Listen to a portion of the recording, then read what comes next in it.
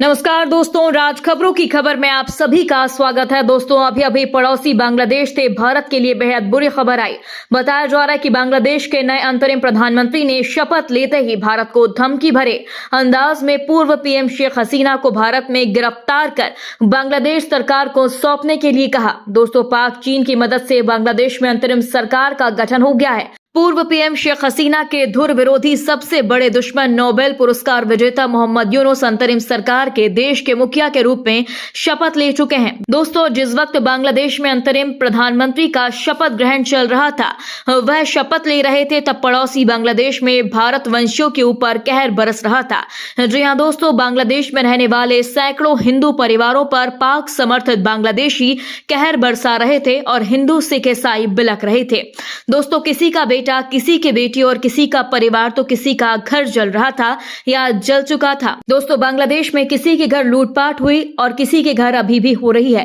भारत की 2 एम्बुलेंस तोड़ी जा चुकी हैं, मंदिर गुरुद्वारे चर्च तोड़े गए और जलाए जा रहे हैं और हिंदुओं को जान से मारने की धमकी दी जा रही है। दोस्तों, यही नहीं, बांग्लादेश के अंतरिम प्रधानमंत्री यूनुस ने तो भारत को धमकी भी दे दी है कि अगर भारत ने हमारे आंतरिक मामलों में घुसने की कोशिश की तो वह भी शांति से नहीं रह पाएगा। दोस्तों, ऐसे में देखना होगा कि क्या हिंदुओं की सुरक्षा सुनिश्चित करने के पीएम मोदी की अपील का असर यूनुस पर होगा।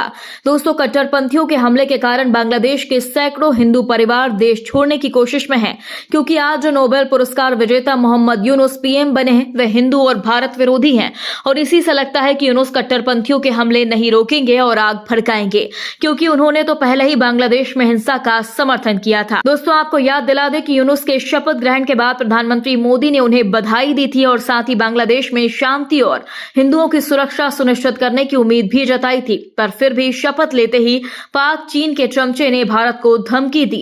दोस्तों, बांग्लादेश के नए अंतरिम पीएम, नए मुखिया मोहम्मद यूनुस गरीबों के हमदर्द कहे जाते हैं, पर वे सिर्फ एक वर्ग के लिए, क्योंकि बांग्लादेश में उन्हें अल्पसंख्यक हिंदुओं का दर्द, उनकी चीख सुनाई नहीं देती।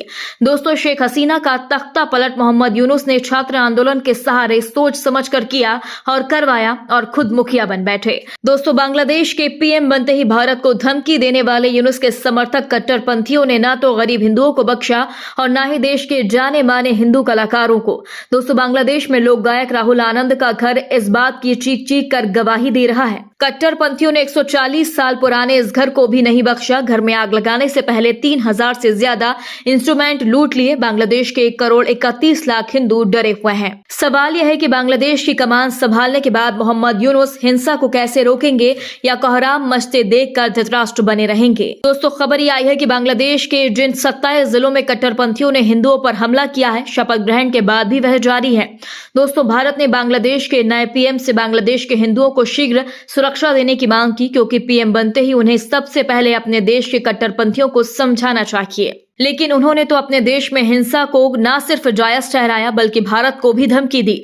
उन्होंने कहा कि अगर भारत बांग्लादेश के आंतरिक मामलों में अति करेगा तो वह शांति से नहीं रह पाएगा। सिर्फ यही नहीं, उन्होंने हिंसा का भी समर्थन किया। दोस्तों, यूनुस ने कहा कि बांग्लादेश में जो हिंसा हो रही है वह लंबे वक्त से हो रहे अत्याचार की प्रतिक्रिया है। दोस्तों, यूनुस के इस बयान के बाद भारत ने कड़ी आपत्ति दर्ज करवाई और प्रधानमंत्री नरेंद्र मोदी ने आपातकालीन बैठक बुलाकर हालात पर बातचीत की। सूत्रों का कहना है कि यदि बांग्लादेश में हिंदुओं के ऊपर हो रहे अत्याचार और कोहराम के बाद भारत कोई भी बड़ा कदम अब ले सकता है, क्योंकि भारत ने भी अलर्ट रहने के लिए कह दिया गया है और बांग्लादेश की सीमा पर भारतीय सेना ने बड़ी तादाद में अपनी आमद दर्ज करवा दी है। दोस्तों, इस पूरी खबर पर आप अपनी राय जरूर दें। यदि आपने अभी तक हमारे चैनल को सब्सक्राइब नहीं किया तो प्लीज बेल आइकन दबाकर अभी हमारे चैनल को सब्सक्राइब करें। अगली ताजा अपडेट्स के साथ हम आपके बीच जल्द ही हाजिर होंगे। तब तक के लिए नमस्कार, जय हिंद।